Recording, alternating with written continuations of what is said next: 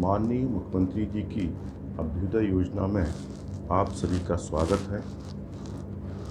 IIT JEE की maths की इस क्लास में हम लोग थ्री डायमेंशनल ज्योमेट्री के अंतर्गत इक्वेशन ऑफ प्लेन पढ़ेंगे। आज सबसे पहले डिस्कशन करेंगे प्लेन है क्या। तो प्लेन हमारे पास कई तरीके के सरफेस है, सिलेंड्रिकल सरफेस, स्फीयर एटसेट्रा। तो प्लेन की डेफिनेशन ये है, if A line joining any two points on surface lie completely on it, then the surface is called plane. If line joining two points of a surface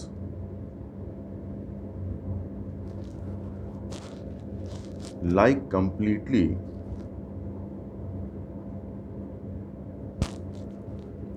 on it, then the surface is called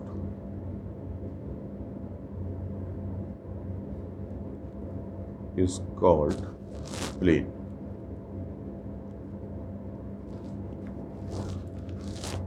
अब हम पढ़ेंगे equation of plane. Plane की equation के हम 5 फॉर्मूले पढ़ेंगे।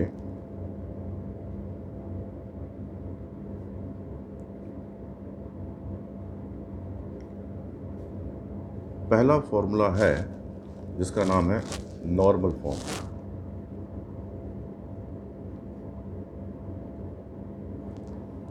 या इसको हम लोग कहते हैं unit normal and distance form. Unit normal and distance form. इसमें प्लेन पे ओरिजिन से परपेंडिकुलर की लेंथ और प्लेन पे परपेंडिकुलर यूनिट वेक्टर मालूम होगा, तो हम इस फॉर्मूले का यूज करेंगे। तो हम जितनी भी हम इक्वेशन पढ़ेंगे यहाँ पर, तो हम उसको कार्टेशियन फॉर्म और वेक्टर फॉर्म में दोनों में पढ़ेंगे। तो वेक्टर फॉर्म में पहले बात करें, equation of plane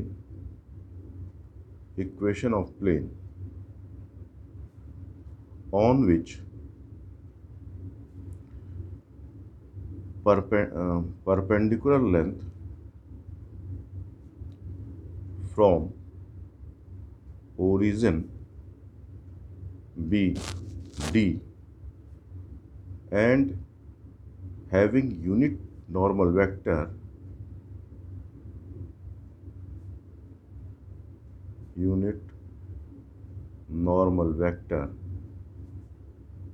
n cap is given by r dot n cap equal to d। यानी यहाँ पर प्लेन पे ओरिजिन से परपेंडिकुलर की लेंथ आपको मालूम है p d, और इस पे जो unit normal vector n cap मालूम है। अब हम इसी इक्वेशन को और यहाँ पर r जो है जनरल पॉइंट का पोजीशन वेक्टर है। जैसे हम कोऑर्डिनेट ज्योमेट्री में जनरल पॉइंट के कोऑर्डिनेट एक्स वाई जेड लेते हैं, उसी तरीके से यहाँ पर जनरल पॉइंट का पोजीशन वेक्टर r वेक्टर है। कार्टेशियन फॉर्म में यही इंफॉर्मेशन इस तरीके से दी जाएगी कि length of perpendicular from origin d होगा एंड नॉर्मल वेक्टर के डायरेक्शन कोसाइन हमको मालूम होंगे। Direction cosine of normal vector ये हमको मालूम होंगे L M N। तो लाइन की इक्वेशन होगी Lx plus M Y plus N Z equal to D. ध्यान दें कि अगर किसी वेक्टर के direction cosines L M N है तो उसके अलोंग यूनिट वेक्टर होगा L I plus M J plus N के।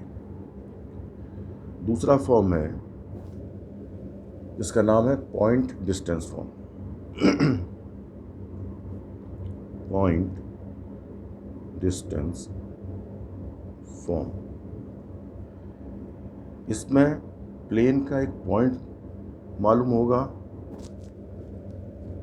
और plane direction form, point direction form, और उस line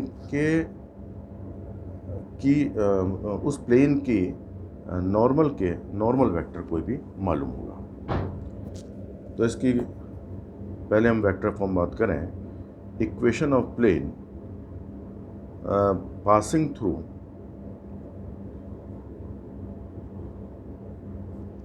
point having position vector A and normal vector n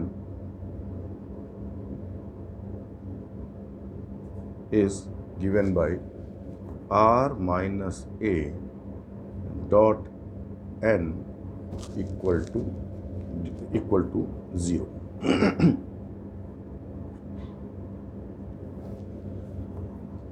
यानी plane के एक पॉइंट ए है, इसका पोजीशन वेक्टर मालूम है और प्लेन पे का नॉर्मल वेक्टर मालूम है। ये नॉर्मल वेक्टर को यूनिट वेक्टर होना जरूरी नहीं है। वेक्टर फॉर्म में, कार्टेशियन फॉर्म में यही इंफॉर्मेशन पॉइंट की इस तरह से दी जाएगी। passing through point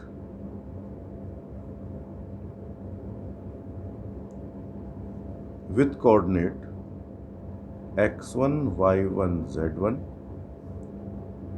and having normal vector and having direction ratio of normal ABC, यानी पॉइंट प्लेन के पॉइंट का कोऑर्डिनेट मालूम है और उसके नॉर्मल के डायरेक्शन रेशियो मालूम है। तो इक्वेशन होगी A into X minus x1 plus B into Y minus y1 plus C into z minus z1 equal to 0।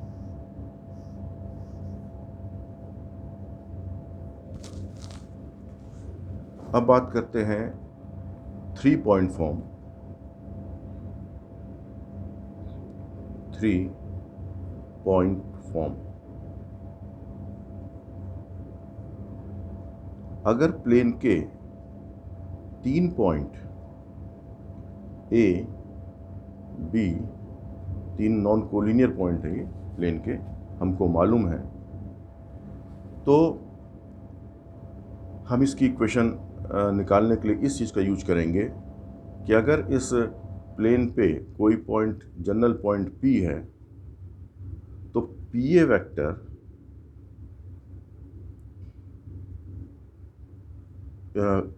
BA vector और CA वेक्टर, या कहें AP वेक्टर, AB वेक्टर और AC vector coplanar होंगे। यानी इसको इस तरह से कहें, ए से स्टार्ट करवा के समझाएं आपको। AP vector, AP vector, AB vector and AC vector coplanar हैं।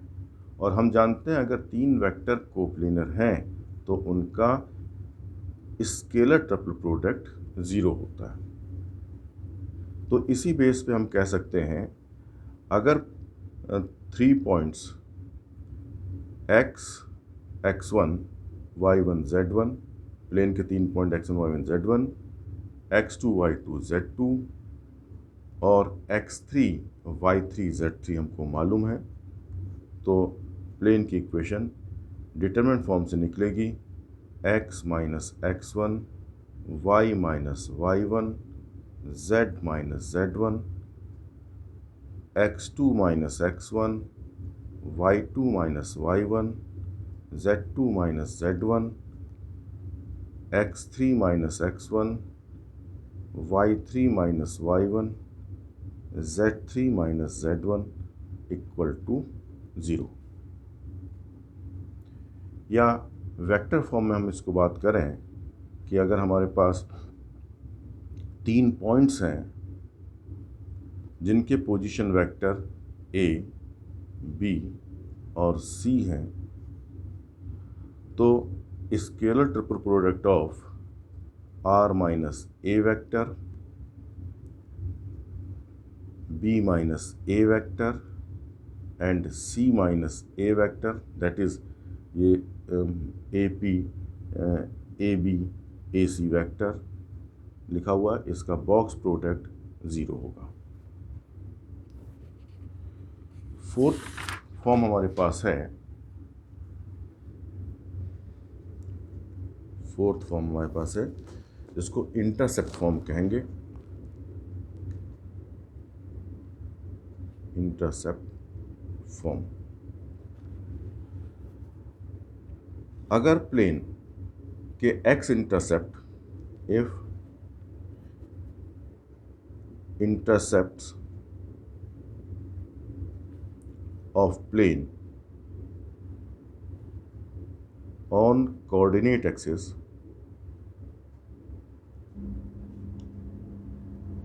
are A, B, C respectively, then equation of plane will be x upon A plus y upon B plus z upon C equal to 1। यानी कहने का मतलब है ये x axis है, Y axis, Z axis है। Plane x axis को अगर ए पे कट करती है, वाई एक्सिस को बी पॉइंट पे कट कर रही है और जेड एक्स को सी पे कट कर रही है, तो ओरिजिन से ए की लेंथ एक्स इंटरसेप्ट कहलाएगा, ओरिजिन से बी की लेंथ वाई इंटरसेप्ट कहलाएगा, ओरिजिन से सी की लेंथ जेड इंटरसेप्ट कहलाएगा। तो अगर हमें प्लेन के इंटरसेप्ट ऑन कोऑर्डिनेट एक्सिस मालूम है तो हम प्लेन की इक्वेशन निकाल सकते हैं, that will be X upon A plus Y upon B plus Z upon C equal to 1। आपको ध्यान होगा 2 डायमेंशनल ज्योमेट्री में हम लोग करते थे कि अगर किसी लाइन के एक्स इंटरसेप्ट और वाई इंटरसेप्ट मालूम होते थे तो लाइन की इक्वेशन होती थी X upon A plus Y upon B equal to 1। तो इस तरीके से आप देख रहे होंगे जैसे फॉर्मूले 2 डायमेंशनल में हम लोगों ने लाइन के पढ़े हैं, बिल्कुल उसी से किसी के सिमिलर फॉर्मूले यहाँ 3 डायमेंशनल में प्लेन के होंगे। फिफ्थ फॉर्म हमारे पास है equation of plane passing through given point A, equation of plane passing through point with position vector A and parallel to vectors B and C vector। यानी यहाँ पर प्लेन के का एक पॉइंट मालूम है जिसका पोजीशन वेक्टर A है और ये प्लेन के पैरेलल वेक्टर बी वेक्टर और सी वेक्टर है। तो यहाँ पर हम यूज करेंगे, अगर इसका कोई जनरल पॉइंट इसका पी है तो A P vector, B vector और सी वेक्टर तीनों वेक्टर कोप्लेनर होंगे। तो अगर ये 3 वेक्टर कोप्लेनर हैं, A P vector, B and C are coplanar, तो इन तीनों वेक्टर्स का स्केलर ट्रिपल प्रोडक्ट 0 होगा।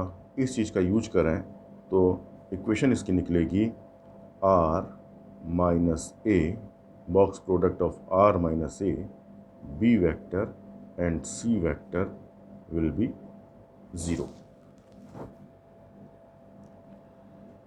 तो इस तरीके से 5 हम लोग ने फॉर्मूले पढ़े हैं। और अगर हम कार्टेशियन कोऑर्डिनेट में बात करें तो किसी भी प्लेन की इक्वेशन कैसे भी निकालें, जब उसको सिंपलेस्ट फॉर्म में रखेंगे तो उसकी इक्वेशन एक्स वाई जेड में एक लीनियर इक्वेशन होगी। तो general equation of plane is A X plus B Y plus C Z equal to D.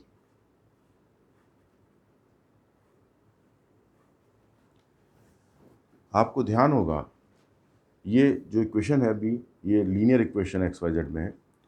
2 dimensional geometry में जो लीनियर इक्वेशन है वो लाइन की इक्वेशन को रिप्रेजेंट करता है। अब यहाँ हम बात करते हैं कि अगर प्लेन की इक्वेशन हमको जनरल इक्वेशन दी गई है और हमको उसको ट्रांसफॉर्म करना है नॉर्मल फॉर्म में, तो ट्रांसफॉर्मेशन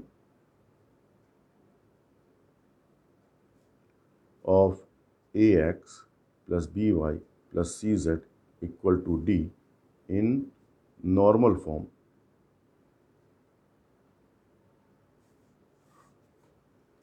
तो हमको सबसे पहले ये काम करना होगा कि वर्किंग में X Y Z term left में रखेंगे एंड कांस्टेंट राइट में रखेंगे। दूसरा काम करना होगा, कांस्टेंट को पॉजिटिव बनाना होगा। जैसा यहाँ पर हमने लिखा है A X plus B Y plus C Z, ये एक्स वाई जेड के टर्म लेफ्ट में है, कांस्टेंट टर्म राइट में है। दूसरा काम ये करना होगा, ये जो कांस्टेंट टर्म है डी, अगर ये पॉजिटिव है तब तो ठीक है, अगर ये निगेटिव है तो पूरी इक्वेशन को माइनस से मल्टीप्लाई कर देंगे ताकि राइट हैंड साइड पॉजिटिव हो जाएगा। मान लेते हैं लेट डी पॉजिटिव है, तो उसके बाद इस पूरी इक्वेशन को root A square plus B square plus C square, that is root coefficient of X square plus coefficient of Y square plus coefficient of Z square से डिवाइड करेंगे तो हमें मिलेगा A upon root A X upon root A square plus B square plus C square plus B Y upon root A square plus B square plus C square plus C Z upon root A square plus B square plus C square equal to D upon root A square plus B square plus C square. तो ये जो equation अब हमको मिली है ये normal form है, यानी इसमें से हम निकाल सकते हैं length of perpendicular from origin on plane होगा डी अपॉन रूट ए square plus B square plus सी स्क्वायर, और उस प्लेन के नॉर्मल के डायरेक्शन कोसाइंस होंगे a upon root A square plus B square plus C square, b upon root A square plus B square plus C square and c upon root A square plus B square plus C square. एक question लेते हैं। ए plane meets coordinate axis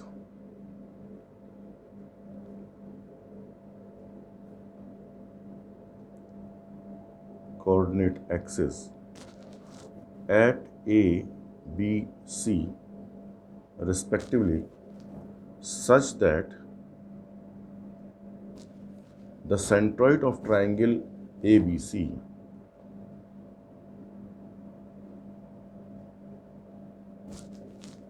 is the point A, B, C. Show that equation of plane is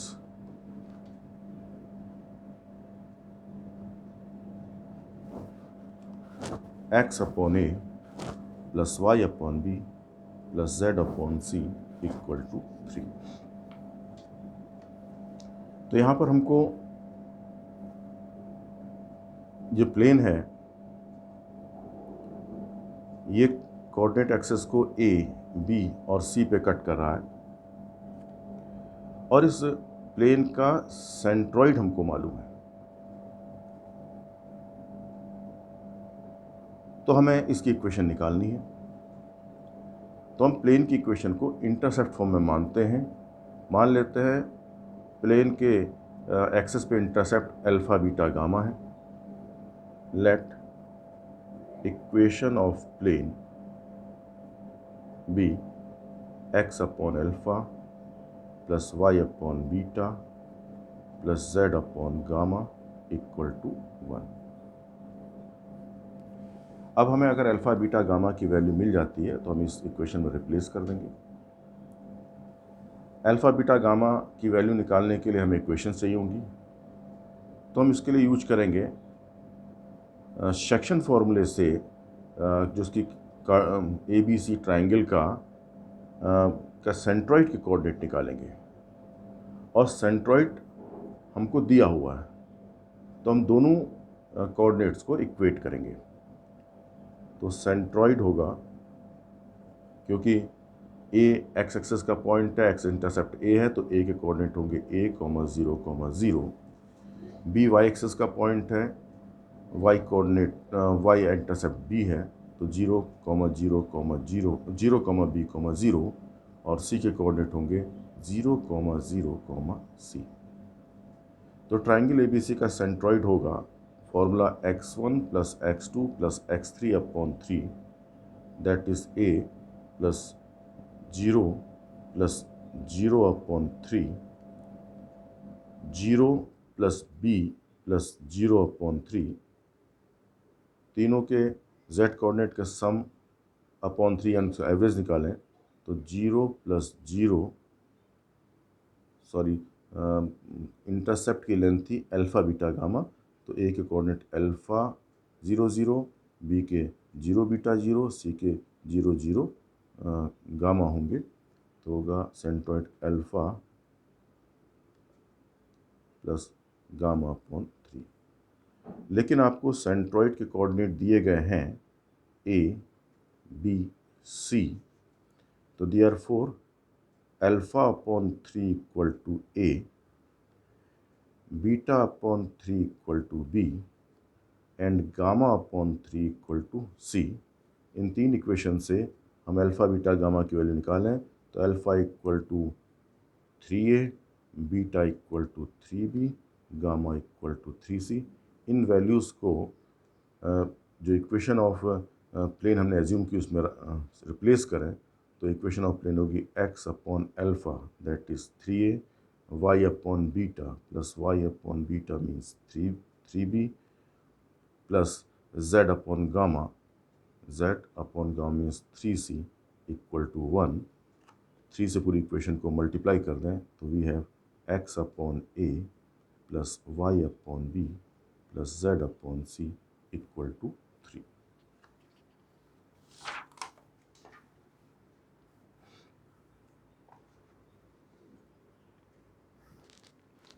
next question है, let p be any point on plane, let p be any point on plane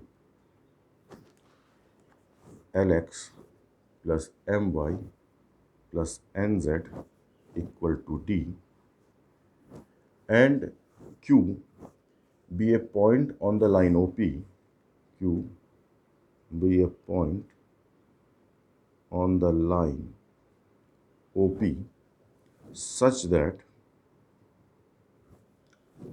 OP into OQ equal to d square. Show that locus of Q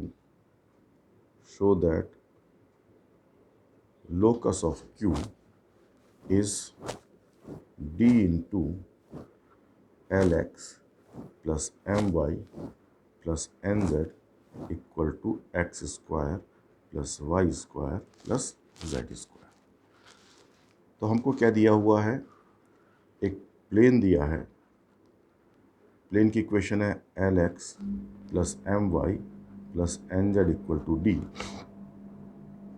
इस plane पे एक point P दिया हुआ है, कहीं origin होगा और OP लाइन पे ही पॉइंट Q है और हमें Q का लोकस निकालना है। जिस पॉइंट का भी लोकस निकालना होता है हम उसके कोऑर्डिनेट मान लेते हैं, जैसे Q के कोऑर्डिनेट मान लेते हैं x1 y1 z1, और बाद में x1 y1 z1 में एक ऐसा रिलेशन चाहेंगे जिसमें कोई भी पैरामीटर या वेरिएबल नहीं होगा।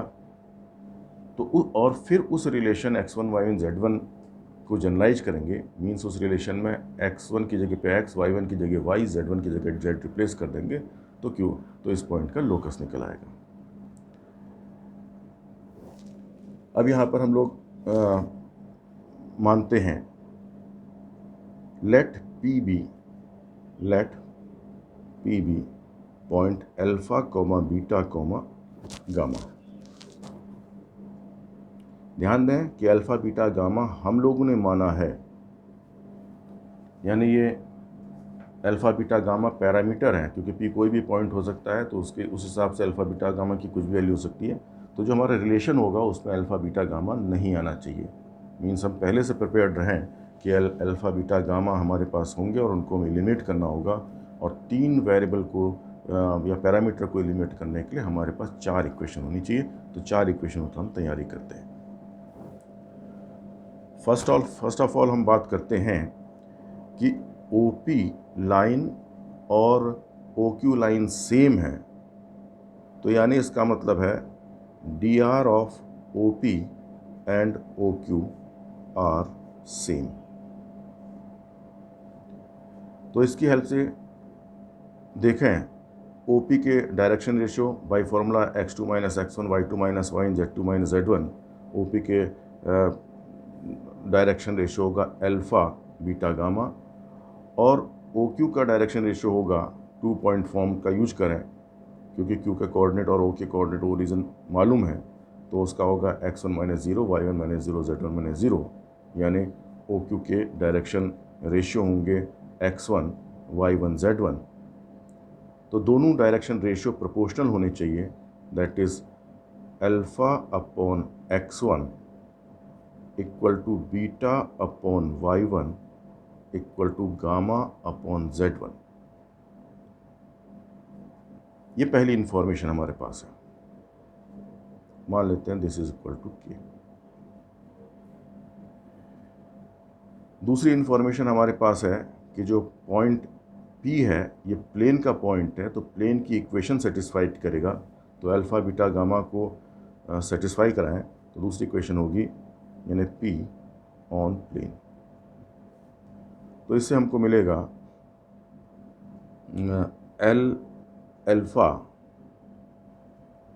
L plus beta M plus gamma N equal to D। ये दूसरी इंफॉर्मेशन है। थर्ड इंफॉर्मेशन हमारे पास होगी जो हमको दिया था OP into OQ equal to D square, OP into OQ equal to D square.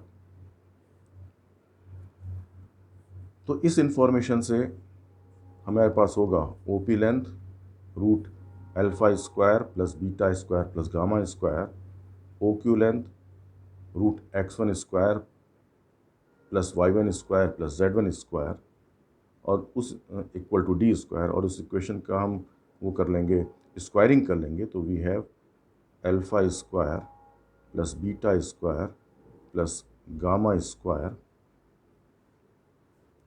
Into x1 square plus y1 square plus z1 square equal to D square. ये थर्ड इक्वेशन है। अब आप देखें तो हालांकि k भी हमने इन्वॉल्व कर लिया है अपनी इक्वेशन में, वो भी एक पैरामीटर की तरह पैरामीटर है। तो हमारे पास अगर ये यहाँ पर 3 इक्वलिटी लगी हुई हैं तो 3 इक्वेशन है, और चौथी इक्वेशन ये है, पांचवी इक्वेशन ये है। तो इन 5 इक्वेशन से हम अल्फ़ा बीटा गामा एलिमिनेट कर लेंगे। तो फर्स्ट इक्वेशन से हमारे पास होगा alpha equal to k x1, beta equal to k y1, gamma equal to KZ1। तो सेकंड इक्वेशन में इन चीज़ों को रखेंगे तो हमारे पास K में इक्वेशन होगी।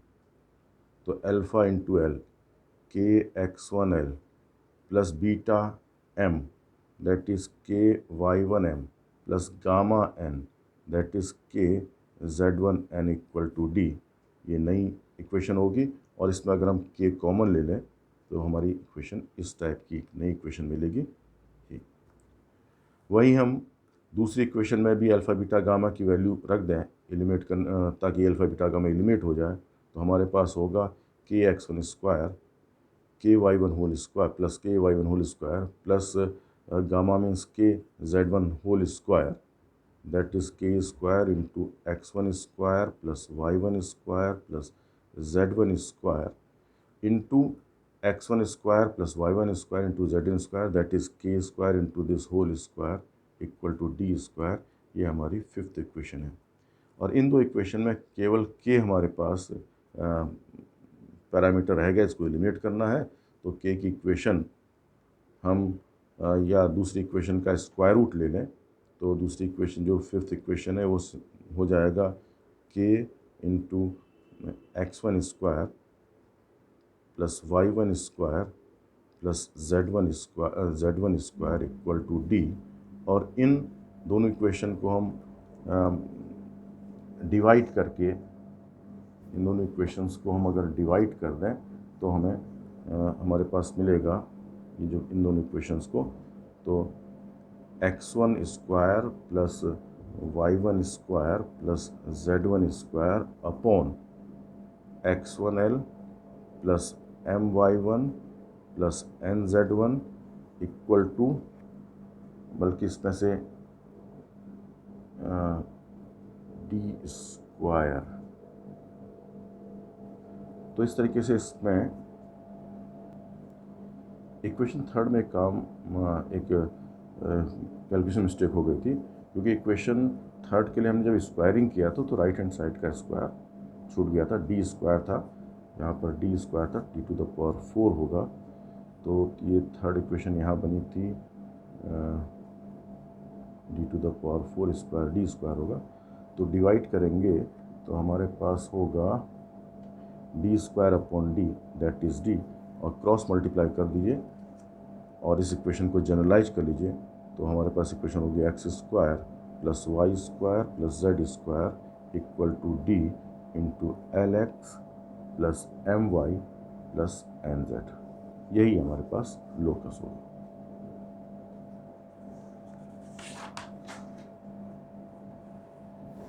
नेक्स्ट क्वेश्चन है, a moving plane passes through a fixed point. A moving plane passing through a fixed point alpha beta gamma and cuts the coordinate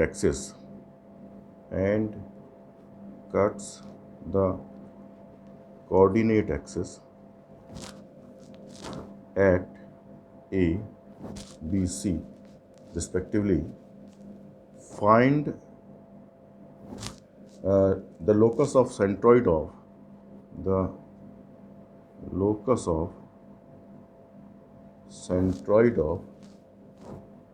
tetrahedron OABC। तो ये हमारे पास टेट्राहेड्रन है OABC।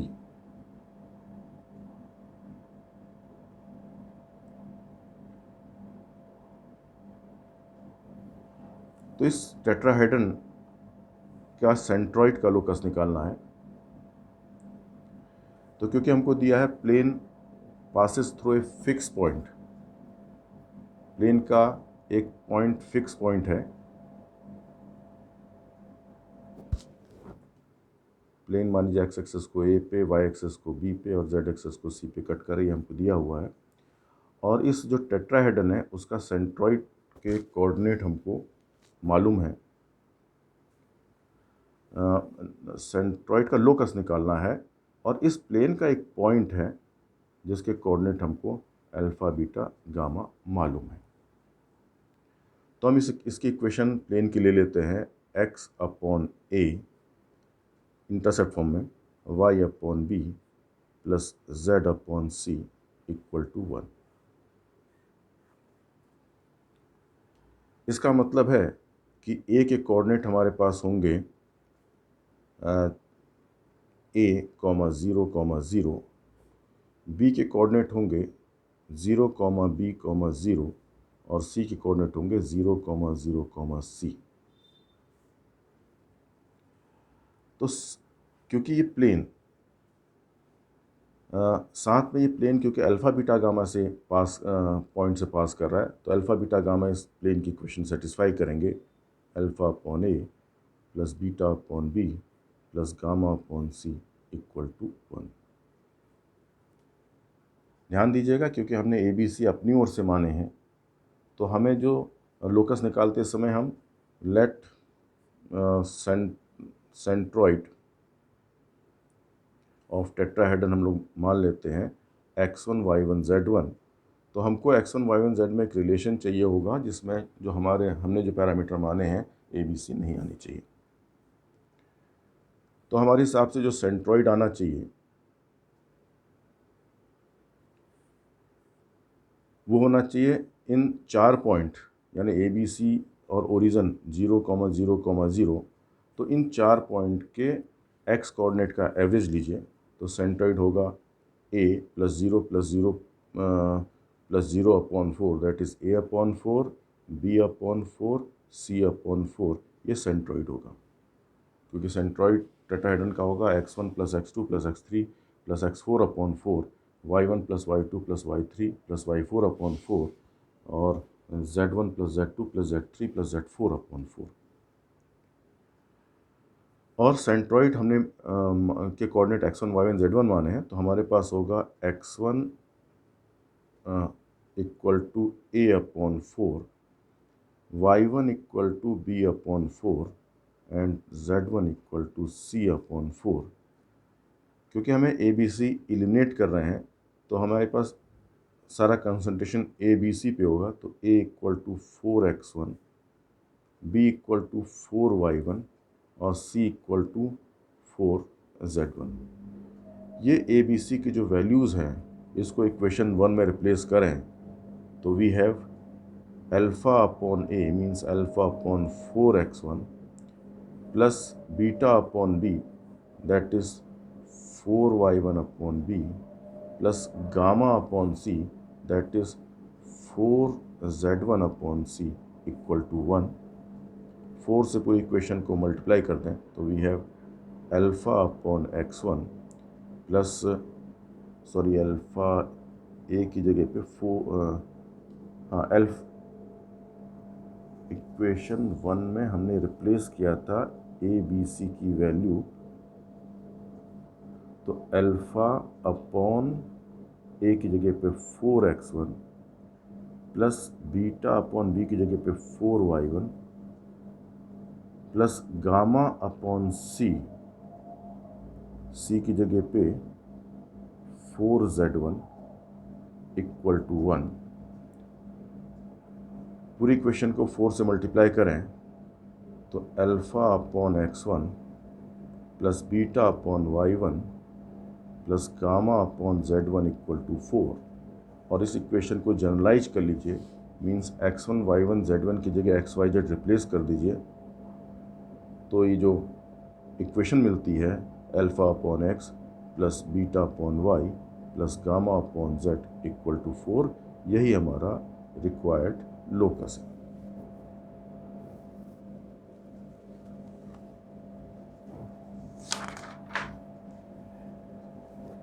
नेक्स्ट क्वेश्चन है find equation of plane. Find equation of plane upon which length of normal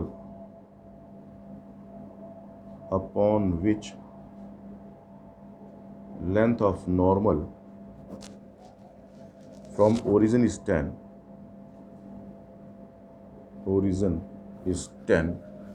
and direction ratio of normal है 3:6। यानी है यहाँ पर हमारे पास क्या है कि लेंथ ऑफ नॉर्मल हमको मालूम है, लेंथ ऑफ नॉर्मल और नॉर्मल वेक्टर के डायरेक्शन रेशियो मालूम है हमको। तो हम इसको हेल्प निकालने के लिए नॉर्मल फॉर्म जो हम लोगों ने सबसे पहले पढ़ी थी उसका यूज करेंगे। यानी उसके लिए हमको उस हिसाब से हमारे पास इक्वेशन होगी LX plus MY plus NZ equal to D। ये फॉर्मूला होगा हमारे इक्वेशन, प्लेन की इक्वेशन निकालने के लिए, जहाँ पर LMN डायरेक्शन कोसाइन है। तो डायरेक्शन कोसाइन से आप डायरेक्शन रेशियो नॉर्मल के मालूम है। कोसाइन निकालने के लिए पहले √3² plus 2² plus 6² that is √9 plus 4 plus 36 49 7। तो 7 से इनको डायरेक्शन रेशियोज के टर्म को डिवाइड करेंगे तो एलिमेंट की वैल्यू मिल जाएगी 3/7, 2/7, 6/7। और length of perpendicular from origin D आपको मालूम है D। तो इक्वेशन हो जाएगी 3/7x plus 3/7y plus 6/7z equal to 10। और 7 से पूरी इक्वेशन मल्टीप्लाई कर दें तो 3x plus 3y plus 6z, 3x plus point के ये था 2/7, तो 3x plus 2y plus 6z equal to 70। Next question है फाइंड द वेक्टर इक्वेशन। हमको निकालना है find the vector equation of plane passing through a point, passing through a point having position vector 2i plus 3j minus 4k and perpendicular to vector 2i minus j plus 2k। तो यहाँ पर हमको plane के एक point A का position vector मालूम है 2i plus 3j minus 4k, और प्लेन पे परपेंडिकुलर वेक्टर हमको मालूम है 2i minus j plus 2k। तो ये यहाँ पर पॉइंट नॉर्मल फॉर्म का हम यूज करेंगे, दैट इज़ की इक्वेशन लेंगे r minus a dot d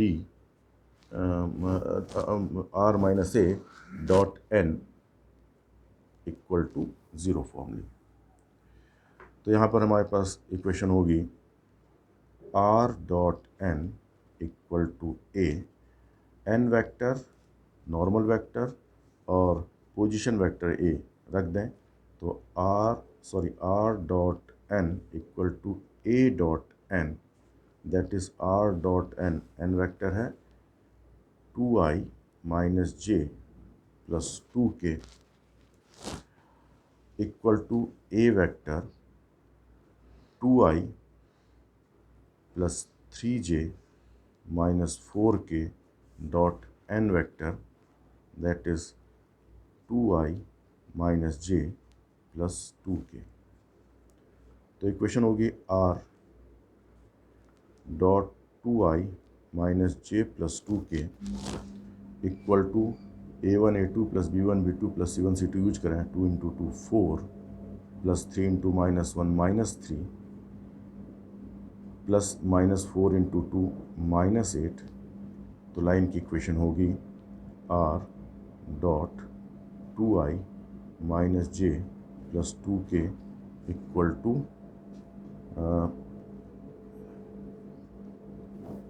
to -7। अब हम अगर यहाँ पर आपसे कहें कि reduce this equation, reduce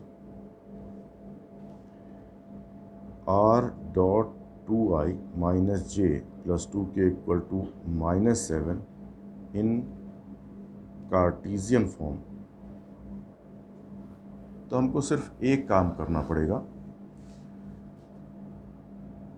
vector form में जो r और ij के आते थे, इसकी जगह पे x y z लाने होंगे।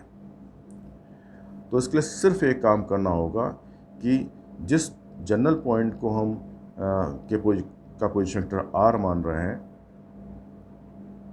तो उसके कोऑर्डिनेट एक्स वाई जेड लें, तो हमारे पास होगा r equal to x i plus y j plus z के होगा। और इसी को हम इस प्लेन की इक्वेशन में रिप्लेस कर दें, r की जगह पे x i plus y j plus z के रख दें, तो हमें आई जे के भी लिमिट हो जाएगा, r तो लिमिट होगा, बाद में आई जे की भी लिमिट होगा। तो putting r equal this much in equation of plane, तो x i r dot x i plus y j plus z k dot 2i minus j plus 2k equal to -7, a1 a2 plus b1 b2 plus c1 c2 के help लें, 2x minus y plus 2z equal to -7। तो यही जो आपकी Cartesian equation इसकी plane की होगी।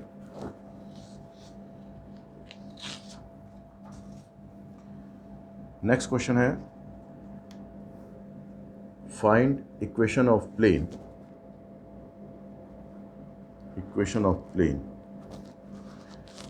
passing through 3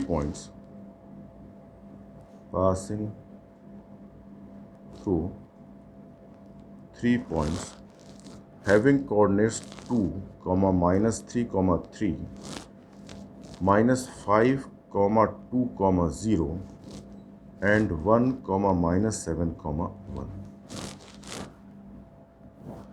तो ये 3 पॉइंट फॉर्म की हेल्प लें, तो ये इक्वेशन हमें डिटरमिनेंट मेथड से निकलेगी। फॉर्मूला हमारे पास होगा x minus x1, y minus y1, z minus z1, x2 minus x1, y2 minus y1, z2 minus z1, x3 minus x1, y3 minus y1, z3 minus z1 equal to 0। यानी यहाँ पर use किया गया है कि स्केलर ट्रिपल प्रोडक्ट का use किया गया है। तो अब यहाँ रिप्लेस कर दें, तो x minus 2, y minus -3, z minus 3, x2 minus x1, -5 minus 2 -7, 2 minus -3 5, 0 minus 3 -3,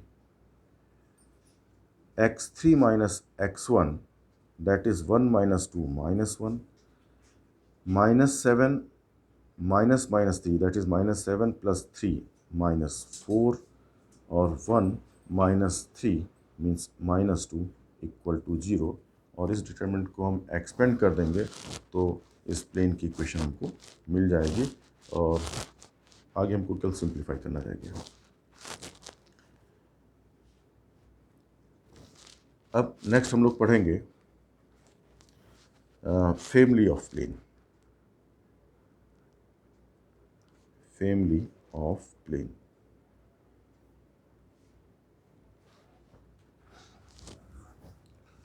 तो हम यहाँ दो फैमिली ऑफ प्लेन पढ़ेंगे। पहला है family of plane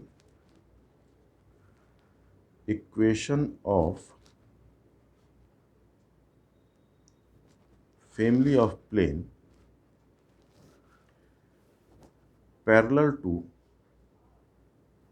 plane ax plus by plus cz plus d equal to 0 यानी इस प्लेन के पैरेलल जितने प्लेन हैं उनकी इक्वेशन होगी ax plus by plus cz plus lambda equal to 0। तो हमने क्या किया कि सारे टर्म हमने केवल फैमिली की इक्वेशन निकालने के लिए जो डी कांस्टेंट टर्म था उसको चेंज किया, उसकी जगह पे एक पैरामीटर रख दिया, लैम्डा इज पैरामीटर या आर्बिट्रेरी कांस्टेंट।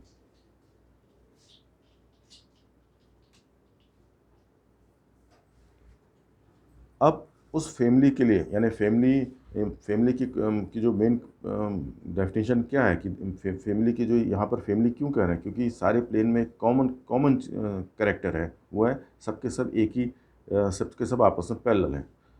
और सिर्फ सब में क्या होगा, सब में लैम्डा की यानी जो कांस्टेंट टर्म होगा वो फैमिली के हर मेंबर के लिए कांस्टेंट टर्म की वैल्यू अलग अलग होगी। अब फैमिली का जो मेंबर निकालना होगा उसके लिए कोई कंडीशन दी गई है, उस कंडीशन से हम लैम्डा की वैल्यू निकाल लेंगे। बिल्कुल ऐसा ही आपने इक्वेशन ऑफ लाइन में पढ़ा था कि ax plus B Y plus c equal to 0 के पैरेलल लाइन होगी ax plus B Y plus lambda equal to 0। यानी लाइन में पढ़ा था आपने ax plus B y equal plus c equal to 0 के पैरेलल लाइन होगी ax plus B Y plus lambda, constant को चेंज किया था। इसी तरीके से हम वेक्टर फॉर्म में अगर हम बात करें कि अगर प्लेन हमारे पास है r dot n equal to d form में दिया हुआ है पैरेलल, तो इसके प्लेन की इक्वेशन दी गई है, तो इसकी जो पैरेलल प्लेन होगा, पैरेलल प्लेन, उसके लिए केवल कांस्टेंट टर्म डी को चेंज करना होगा r dot n equal to lambda. दूसरा हम फैमिली पढ़ रहे हैं जिसमें क्या है कि family passing through line of intersection of two planes. Family passing through line of intersection of two given planes.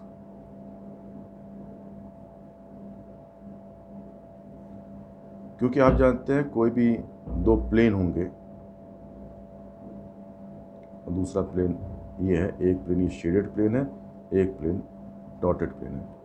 तो अगर ये दो प्लेन पैरेलल नहीं है तो वो एक दूसरे को, उनका जो इंटरसेक्शन होगा वो एक लाइन होगी। तो यहाँ पर फैमिली जिस फैमिली के बारे में बात करें उसकी विशेषता क्या है कि वो सारे प्लेन इसी लाइन ए बी से पास हो रहे हैं, यानी ए बी लाइन उन सारे प्लेन्स पे है।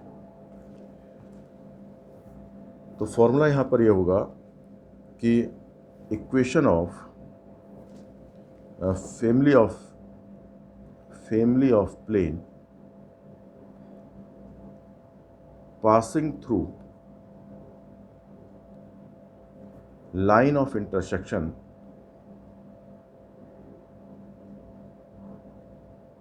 ऑफ टू प्लेन्स, जैसे प्लेन ले लेते हैं a1x plus b1y plus c1z plus d1 equal to 0 and a2x plus b2y plus c2z plus d2 equal to 0 इस दोनों प्लेनों के में आपकी इक्वेशंस में आपने देखा कि सारे टर्म लेफ्ट में है, कांस्टेंट राइट हैंड साइड में 0 है। ये रखने के बाद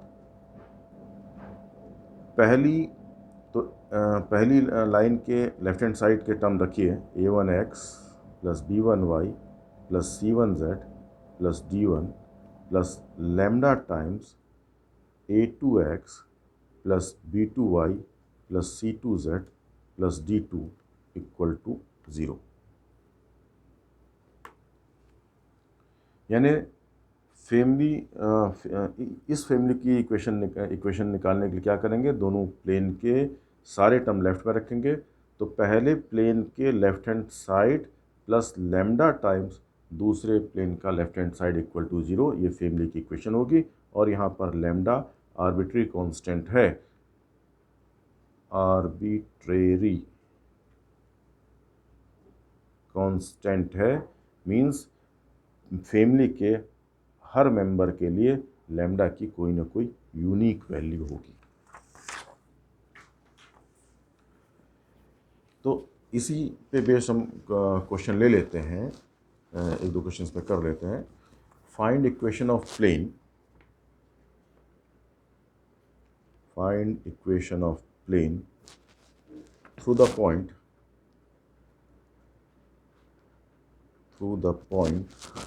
1, 4, -2 and parallel to the plane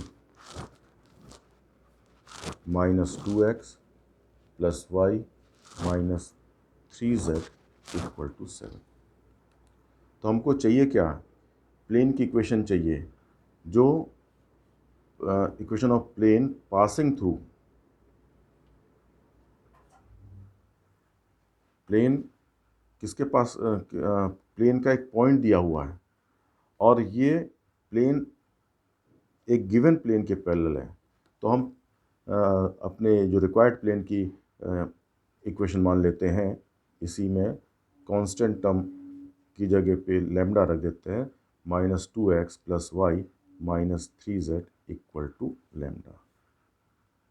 late equation of required plane, क्योंकि इसी प्लेन के पैरेलल है तो केवल कांस्टेंट टर्म चेंज किया।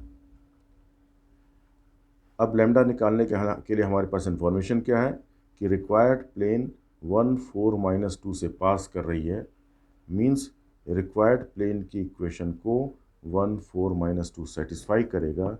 That is we have -2 × 1 plus y × 4 -3 × -2 इक्वल टू लैम्डा।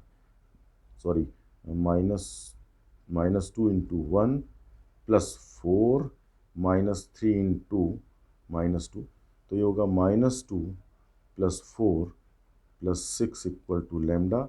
तो लैम्डा की वैल्यू मिलती है 8। तो लैम्डा की वैल्यू मिलती है हमको 8। तो ये जो लैम्डा की वैल्यू आप इक्वेशन में रिप्लेस कर दें तो इक्वेशन होगी -2x plus y minus 3z equal to lambda की जगह पे रखिए 8। और पूरी इक्वेशन को, मैं x का क्वेश्चन नेगेटिव अच्छा नहीं लग रहा है तो पूरी इक्वेशन को माइनस से मल्टीप्लाई कर दें तो प्लेन की इक्वेशन होगी 2x plus -y plus 3z और plus 8 equal to 0। Next question लेते हैं। Find equation of plane, find equation of plane which is perpendicular to plane, which is perpendicular to plane 5x plus 3y plus 6z plus 8 equal to 0 and which contains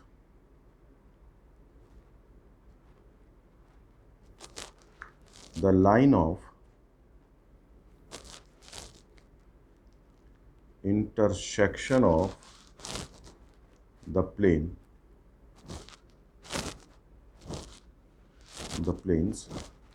x plus 2y plus 3z minus 4 equal to 0 and 2x plus y minus z plus 5 equal to 0।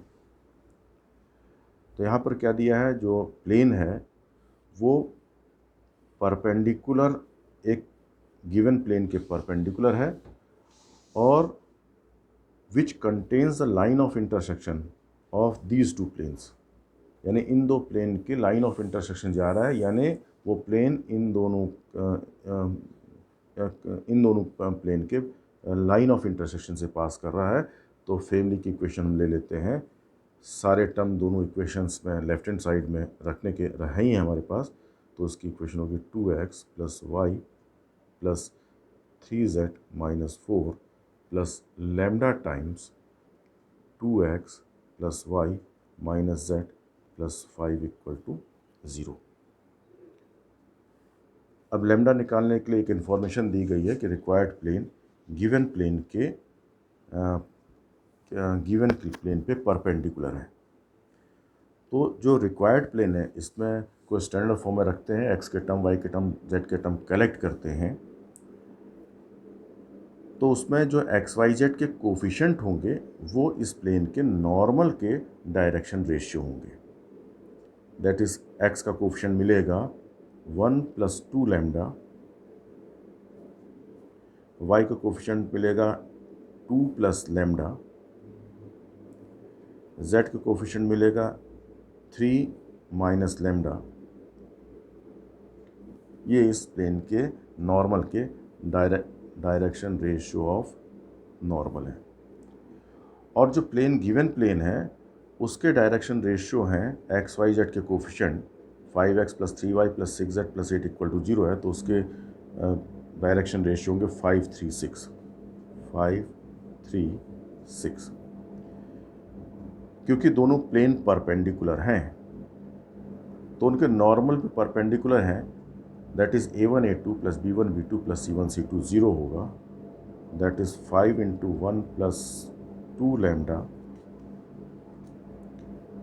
+ 3 × 2 + lambda + 6 × 3 - lambda = 0, that is 5 + 10 lambda + 6 + 3 lambda + 18 - 6 lambda = 0। Lambda की term collect करें 7 lambda, constant term 29 + 29 = 0।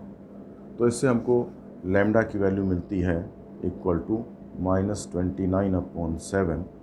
और इस value को हम जो plane की equation मानी थी हम लोग ने लैम्डा के फॉर्म में, उसमें लैम्डा की वैल्यू रिप्लेस कर दें तो आएगा x + 2y + 3z - 4 + lambda means -29/7 × 2x + y - z + 5 = 0। और फिर बाद में उसको सिंप्लीफाई करके ax + by + cz फॉर्म में रख लेंगे। तो अब बात करते हैं एंगल बिटवीन टू प्लेन्स।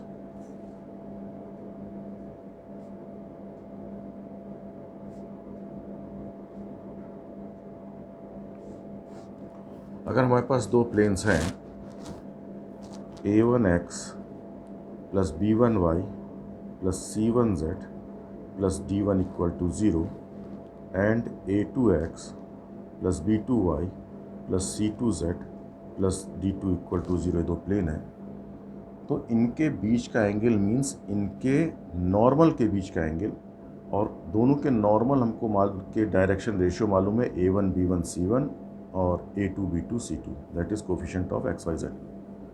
तो इनके बीच का angle is given by cos theta = a1 a2 + b1 b2 + c1 c2 upon root a1 square + b1 square + c1 square into root a2 square + b2 square + c2 square. इसी तरीके से अगर हमको plane की इक्वेशन वेक्टर फॉर्म में दी है, तो मान लेते हैं प्लेन की इक्वेशन दी है r.n n1 = d1 and r.n2 = d2 ये दिया हुआ है। यहाँ पर हम ध्यान दीजिएगा, जो पहले प्लेन का नॉर्मल वेक्टर n1 है, दूसरी प्लेन का नॉर्मल वेक्टर n2 है, तो इन प्लेन्स के बीच का एंगल मीन्स इनके नॉर्मल के बीच का एंगल, तो that angle is given by cos theta = n1.n2 upon mod of vector n1 into n2, mod of vector n2। अगर प्लेन ऊपर के अगर कार्टेशियन फॉर्म में दोनों प्लेन दिए हैं और हमसे कहा जाए कि प्लेन परपेंडिकुलर हैं, तो हमारे पास होगा a1 a2 + b1 b2 + c1 c2 0 होगा। अगर प्लेन पैरेलल होने के लिए a1/a2 = b1/b2 = c1/c2 होना चाहिए। इसी तरीके से अगर वेक्टर फॉर्म की बात करें तो दोनों प्लेन परपेंडिकुलर होंगे अगर n1 और n2 का डॉट प्रोडक्ट ज़ीरो होगा, n1 dot n2 equal to zero. और ये दोनों प्लेन पैरेलल होंगे अगर n1 और n2 यानी नॉर्मल वेक्टर कोलिनियर होंगे parallel if n1 equal vector equal to lambda times n2 vector.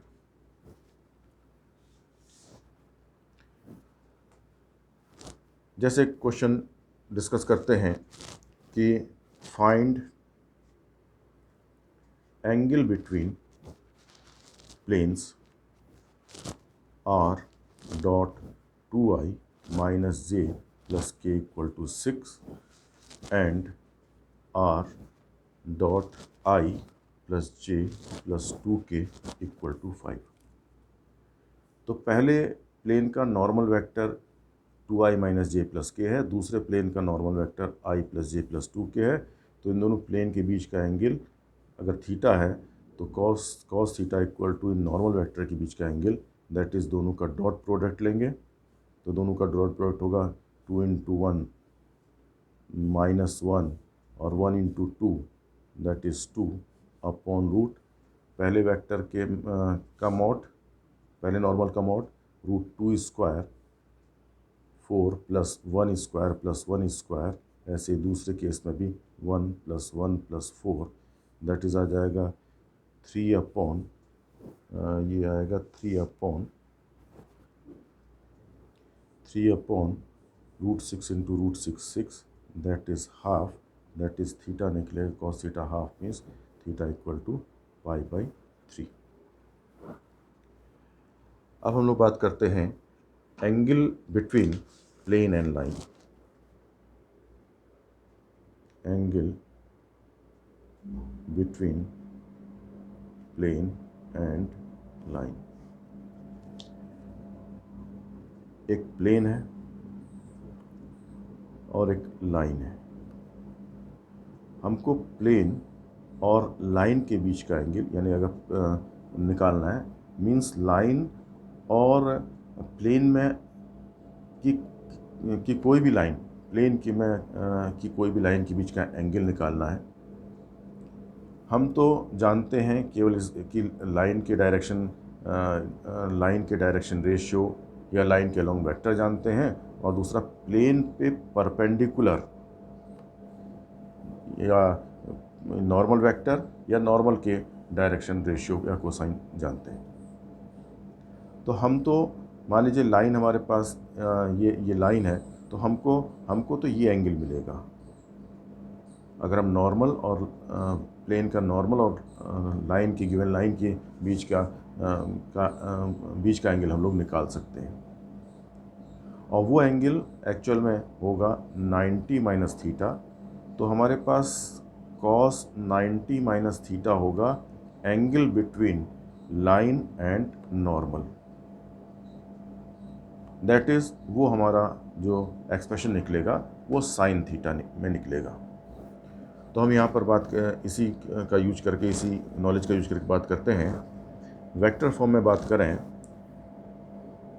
Angle between line r equal to a plus lambda b and plane r dot n equal to D.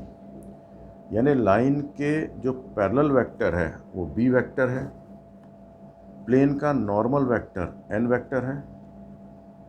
तो angle between plane and normal, plane and line is given by sine theta equal to b dot n upon mod b mod N.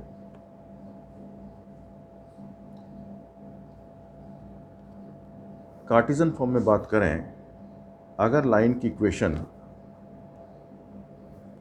x minus x1 upon a1 equal to y minus y1 upon b1 equal to z minus z1 upon c1 है, और plane की equation है ax plus by plus C z plus d equal to 0, तो इन line और plane के बीच का angle is given by sine theta equal to, यहाँ पर A1 इंटू ए या A1 प्लस बी, क्योंकि लाइन के direction ratio A1 B1 C1 है और प्लेन के हैं नॉर्मल के ABC, तो A1A plus B1 plus C1 upon root A1 square plus B1 square plus C1 square into root A square plus B square plus C square.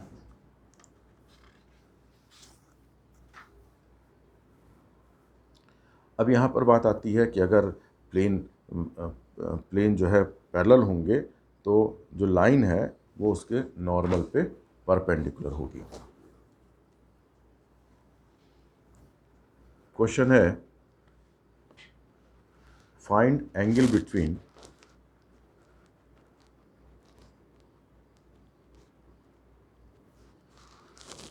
Line R equal to I plus 2j minus k plus lambda times I minus j plus k and plane R dot 2I minus j plus k equal to 5। तो plane का normal आपको दिया गया है और line के parallel vector दिया गया है। तो अगर प्लेन और लाइन के बीच का एंगल थीटा है, then sine theta equal to इन दोनों वेक्टर्स के बीच का angle, that is I minus j plus 2k dot 2I minus j plus k upon mod of I minus j plus k into mod of second vector 2I minus j plus k, और इसकी help से हम angle निकाल लेंगे। अगर हमारे पास कोई plane है जिसकी इक्वेशन है ax plus by plus cz plus d equal to 0, और एक पॉइंट है जिसके कोऑर्डिनेट हैं x1 y1 z1, तो हम इस P पॉइंट से प्लेन पे परपेंडिकुलर की लेंथ निकाल सकते हैं। Length of perpendicular from P on plane, वो फॉर्मूला होगा इसके लिए ax1 plus by1 plus cz1 plus d upon root a square plus b square plus c square का मॉड। तो यहाँ पर क्या है कि ये जो प्लेन, यहाँ हम वर्किंग में क्या करेंगे, पहले प्लेन की इक्वेशन के सारे टर्म लेफ्ट में रख देंगे और उस लेफ्ट हैंड साइड के एक्सप्रेशन में एक्स वाई जेड की जगह पे पॉइंट के coordinate x1 y1 z1 replace कर देंगे, और इस एक्सप्रेशन को root sum of squares of coefficient of x y z, that is root a square plus b square plus c square से डिवाइड करेंगे। जो एक्सप्रेशन होगा इसकी पॉजिटिव वैल्यू ही कहलाएगी लेंथ ऑफ परपेंडिकुलर।